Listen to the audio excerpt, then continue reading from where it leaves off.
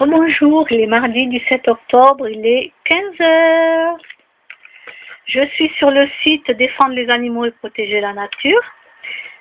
Alors maintenant, pour faire le fromage, parce qu'on est passé à quelque chose de beaucoup plus vite, donc les estomacs de veau utilisés pour la production de présure, afin que les humains puissent manger du fromage.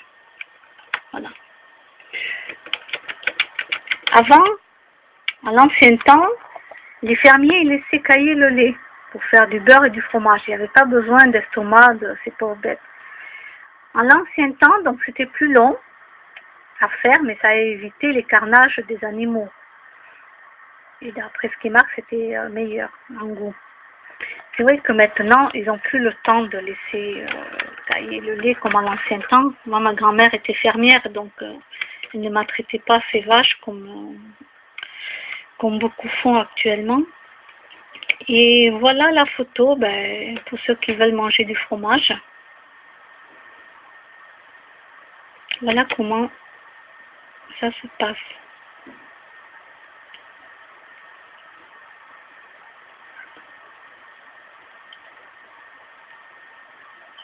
Bon, après je vais écouter une conférence et me reposer. Donc voilà, je voulais vous montrer ça. En même temps, ça va me permettre de faire un petit point pour les anti-végétariens. Donc anti-végétariens, je vais faire tenir mon téléphone, je ne sais pas comment.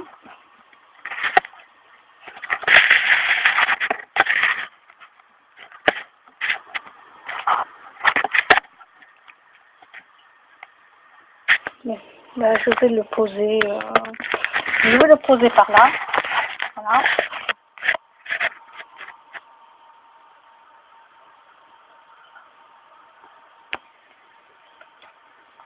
Donc pour les anti-végétariens, pourquoi je vais en parler, puisque justement je tombe sur quelque chose comme ça, mais ça c'est très bien, ça me permet de faire une petite vidéo. Parce que j'ai eu mon parrain, donc j'ai eu mon parrain au téléphone dimanche. Et il en est venu à me parler des animaux, tout ça. Voilà, la santé, etc., comment ça va, etc., etc. Et à un moment donné, il y a un chat là qui vient chez moi, qui a 19 ans. Et oui, elle est âgée.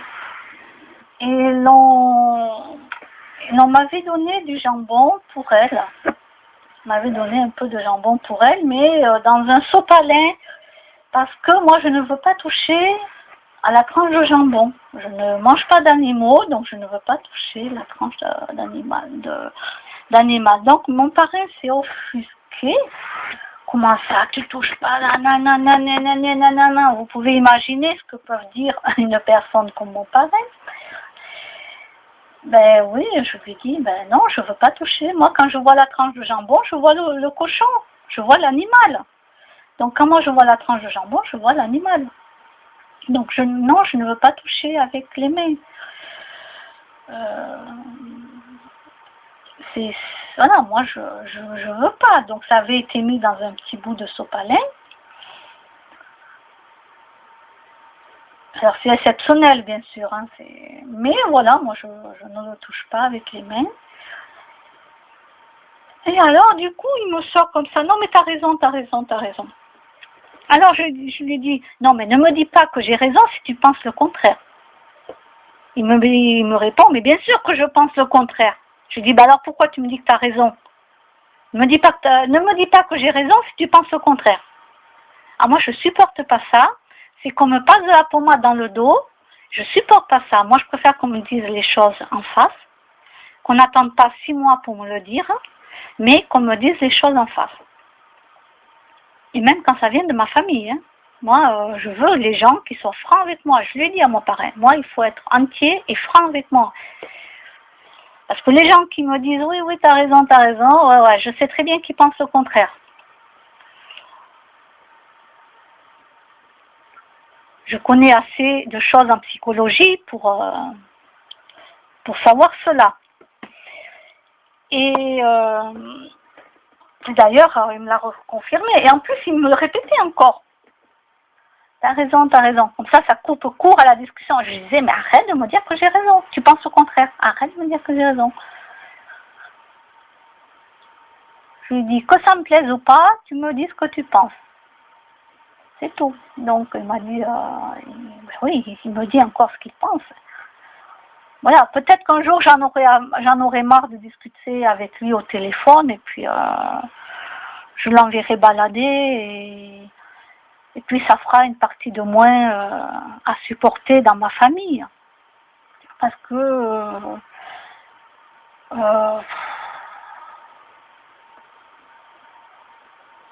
pour l'instant, je fais avec. Pour l'instant, je fais avec. Mais peut-être qu'à un moment donné, je ne sais pas, j'ai 46 ans, alors peut-être qu'à 50 ans, j'en aurai marre d'entendre toujours les mêmes choses. Et c'est pas la peine qu'on me demande des choses si c'est pour après ne pas être content. Ça sert à quoi de perdre du temps? Parce que pour moi, c'est perdre du temps et de l'énergie d'être au téléphone et ne pas être en accord avec quelqu'un. Donc les anti-végétariens, les anti-végétaliens et les anti-végans, vous avez le droit de faire ce que vous voulez. Oui, faites ce que vous voulez. Chacun avance dans son chemin, petit à petit. Moi, je ne suis pas née végétarienne. D'ailleurs, mes parents ne comprennent toujours pas à mon âge pourquoi je ne mange pas d'animaux. Voilà. Ils ne comprennent toujours pas, hein.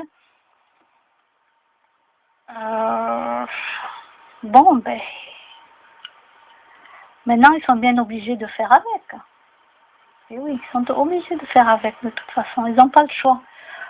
Moi, je fais ma vie, eux, ils font la leur. Donc, les anti-végans, les anti-tout ça, ben, moi, maintenant, arrivé à mon âge, je commence à m'en foutre, mais royalement, de ces gens-là. Et ça va empirer en prenant de l'âge, parce que je me connais quand même. Je me connais. Donc, je pense que quand je vais arriver à 50 ans, dans 4 ans, à peu près, dans 4 ans, je pense que j'aurai dépassé déjà ce stade-là, et que les gens qui viennent me titiller là-dessus par rapport aux animaux, je pense qu'avec moi, ça va être mais radical. Ça va être finir, non, ça va être radical, quoi. Ça va plus que je vais essayer d'exposer le pourquoi, parce qu'un animal n'est pas une table, n'est pas une chaise. Un animal, c'est comme nous. Ça a froid, ça a faim, ça a peur. Et il y a des gens qui le comprennent, mais ils n'arrivent pas à arrêter de manger des animaux quand même. Donc ces gens-là, moi, je les comprends.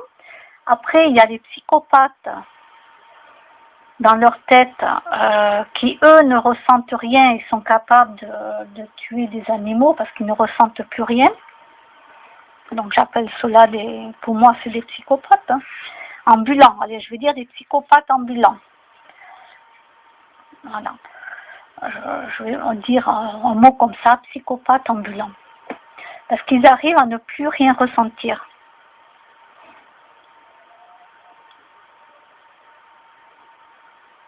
Il y en a même quand ils tuent des animaux, ils portent des casques. Dans les abattoirs. Ils en arrivent à porter des casques, des gros casques, pour ne plus entendre les animaux gueuler, hurler. Et un jour, une vache a été sauvée. Pourquoi elle a été sauvée? Il y a une vache, un jour, elle savait qu'elle allait mourir. Donc ça a été pris en photo et tout, ça a été bien montré. Et cette vache a pu être sauvée, pourquoi? Parce que cette vache, elle s'est agenouillée sur une patte. Elle a mis une patte à terre. Elle s'est agenouillée. Et c'était la première fois que les hommes de l'abattoir voyaient une vache pleurer. Elle ne hurlait pas, elle pleurait. Elle avait les larmes qui coulaient de ses yeux. Et du coup, là, ça les a surpris, ça les a Ils ont eu une très grosse émotion parce que c'était la première fois qu'ils voyaient une vache là se mettre sur sa patte, sur son genou, je dis un genou, hein, et pleurer, les larmes qui coulaient de ses yeux. Donc qu'est-ce qu'ils ont fait ce jour-là? Ils ont pris la vache et l'ont amenée dans un centre bouddhiste. Et les moines bouddhistes ont accepté de prendre la vache pour la sauver. Et moi, je trouve ça beau. Je pense que ça a dû les marquer quand même. C'était la première fois qu'ils voyaient ça. Et ça a dû les marquer pour qu'ils aillent jusqu'à l'amener dans un centre bouddhiste.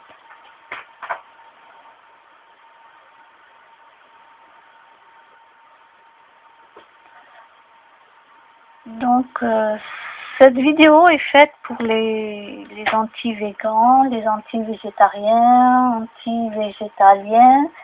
Et cette vidéo est faite pour dire, bon, ben écoutez, continuez votre route. Si vous ne voulez pas ouvrir les yeux ni votre cœur, personnellement, moi, je ne peux rien faire de plus. Je pense qu'il y a assez de vidéos,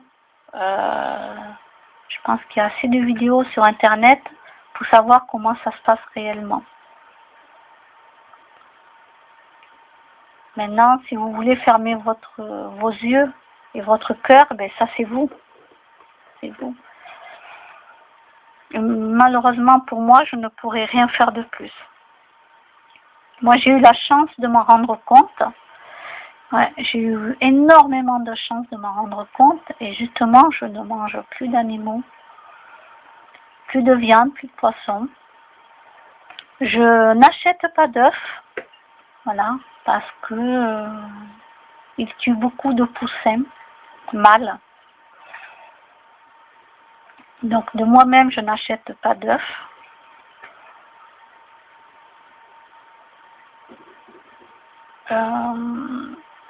Le fromage, je m'en passe très bien.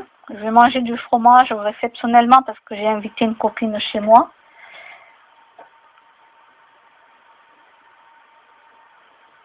Donc je vais acheter du fromage pour elle. Mais là, en ayant vu cette photo, voilà, je pense que les gens, quand ils viendront manger chez moi, ils le sauront à l'avance.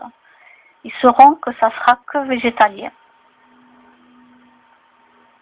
Fromage végétalien, dessert végétalien. Donc soit les gens ils acceptent de manger végétalien, soit ils ne viennent pas. Mais les animaux, la souffrance de l'animal passe avant tout maintenant. Passe avant tout. Donc je me demande un jour comment va réagir mon parrain le jour où il va apprendre que je ne mange pas de fromage. Parce que je ne l'ai pas encore dit, hein. J'avais déjà dit que j'avais réduit le fromage. Parce que déjà je le voyais déprimé par rapport à ce que je ne mange pas d'animaux. Dans l'état qu'il était au téléphone, alors imaginez le jour où je vais lui dire que je ne mange plus de fromage du tout, même pas de chèvre. Oui, j'ai réduit le fromage de chèvre et j'ai plus envie d'en manger. Donc voilà, ça va aller, je sais pas comment il va réagir. Sans compter que mon père déjà qui me dit, je suis robotisée parce que je mange pas d'animaux. Ah oui, c'est vrai, je suis robotisée, ouais, j'avais oublié ça. Je suis robotisée. Alors après le mot secte, parce que quand on mange pas d'animaux, on est dans une secte. Hein. Oh, oui, vachement. Qu'est-ce qu'il y avait? Extraterrestre. Rendez-moi, alors il disait, rendez-nous notre fille, c'est pas notre fille. Non, on m'a pas enlevé, je ne suis pas une extraterrestre. En tout cas, je m'en souviens pas que si on m'avait enlevé ou pas. Dans les radios que l'on m'a déjà passé, je suis un être humain, voilà. Et maintenant, c'est robotisé. Le mot robotisé. Bon, après, je ne sais pas qu'est-ce qu'il va inventer comme d'autres mots, hein, ça lui viendra à lui tout seul.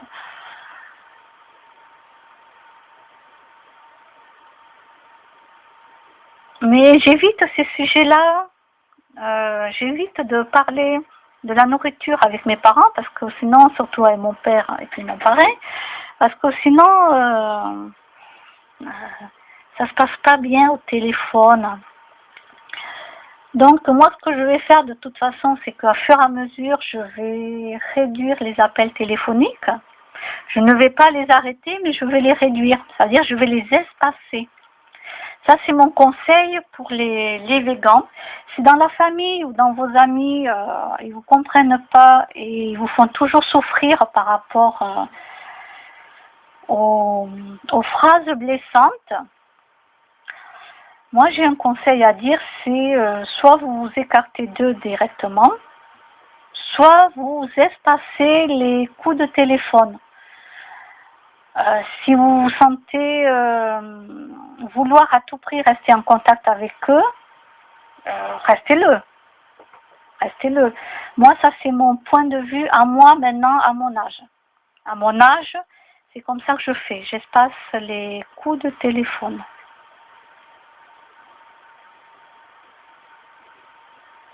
Et après, le débat, c'est de la pluie et du beau temps.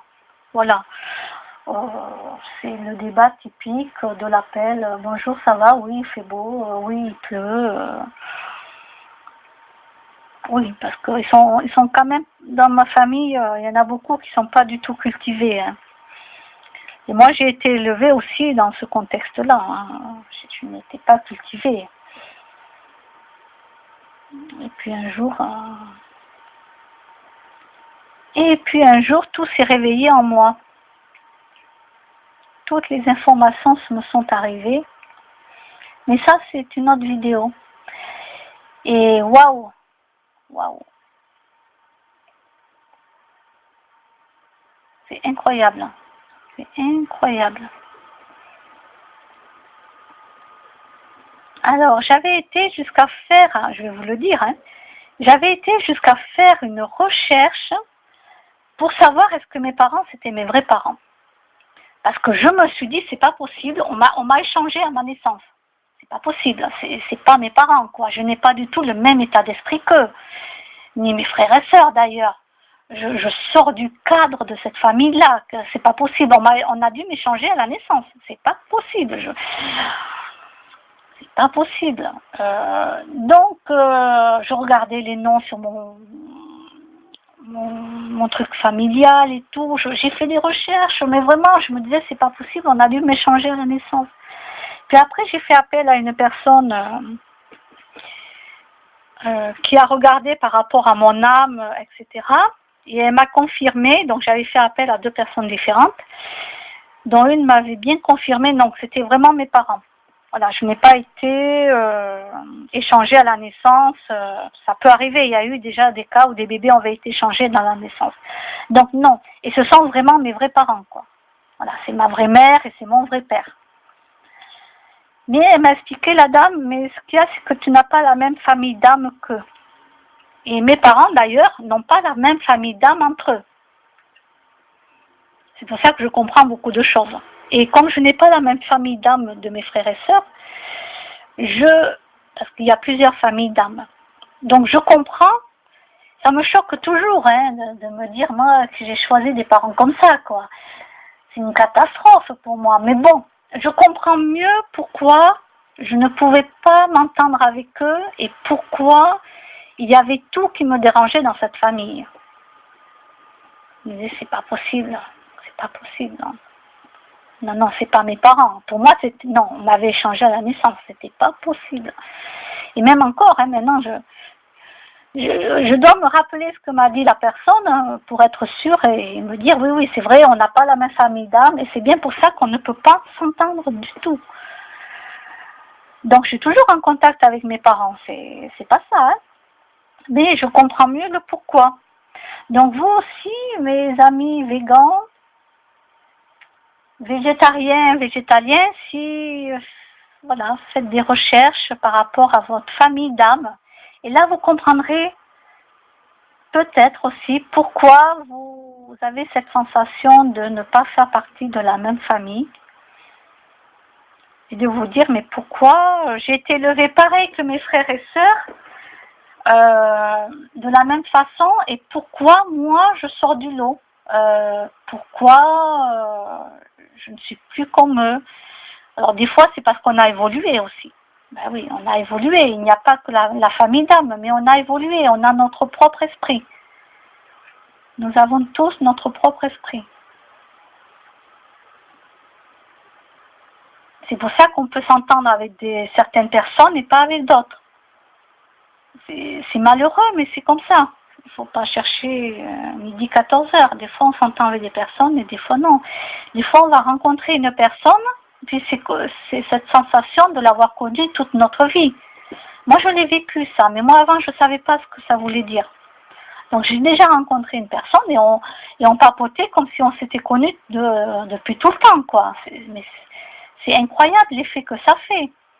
Et en vérité, cette personne, je l'avais connue dans d'autres vies. C'est pour ça. Mais moi, je ne connaissais pas encore tout ça. Je ne connaissais pas encore tout ça. Donc, c'est le conseil pour vous, mes amis les végans, et les végétariens et les végétaliens à qui on vous piétine dessus, on vous titille avec les animaux pour vous blesser, etc. À un moment donné, vous allez arriver à un stade où vous direz à la personne, mais je m'en fous, fais ce que tu veux. Au début, vous allez expliquer le pourquoi, le comment, pourquoi vous ne mangez pas d'animaux, etc. Vous voulez ouvrir les esprits des autres personnes et leur cœur. Donc, je suis entièrement d'accord avec ça. Faites-le. Faites-le. Mais après, si les gens viennent vous bassiner et essayer de vous faire du mal en vous disant « Ah oui, mais moi, je vais manger de toute façon ton morceau, même si tu ne le manges pas », ben, à un moment donné, il faudra arrêter de se mettre en colère contre ces gens-là. Parce que c'est ce qu'ils cherchent à faire, c'est à vous mettre en colère et puis vous pointer du doigt en disant « Ah oui, ben c'est bien ça les végétariens, vous avez vu comment ils sont et tout, ils vous cherchent. » Donc moi je vous le dis, moi je suis catégorique, moi je ne vais plus dans les barbecues des amis, hein. Même si on m'a dit « Non, mais on te fera des pommes de terre avec un peu de camembert. » Voilà, des légumes, je dis « Non, non. » Non, moi si c'est pour voir toute cette viande étalée devant mes yeux, je ne viens pas. Alors les gens ne m'inviteront plus, mais ça ne me dérange pas. Vous allez voir que vous allez vivre beaucoup mieux sans ces gens-là. Vous verrez. Alors ça ne se fait pas d'un coup, hein. Moi il m'a fallu des années. Je suis devenue végétarienne fin 2007. Donc vous voyez, nous sommes en 2007. Donc vous voyez tout le parcours que j'ai pu avoir dans ma vie pour en arriver maintenant à dire non, je ne vais plus dans les barbecues et regarder tout cet étalage de viande, parce que moi quand je vois la viande, je vois l'animal. Les gens quand ils voient un animal, une vache, n'importe quoi, ils voient la viande. Alors que moi c'est l'inverse, je vois la viande, je vois l'animal. Donc, me couper des gens, de l'être humain, ben moi, ça me convient. Voilà, je suis arrivée à un stade où ça me convient. Mais ça ne me dérange pas de ne pas aller manger avec des amis. Non, ça ne me dérange plus.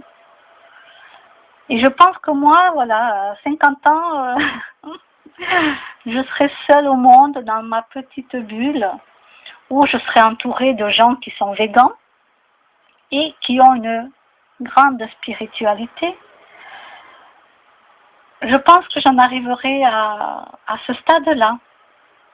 Voilà, je pense qu'à 50 ans, je serai à ce stade-là. Mais je referai une vidéo à mes 50 ans.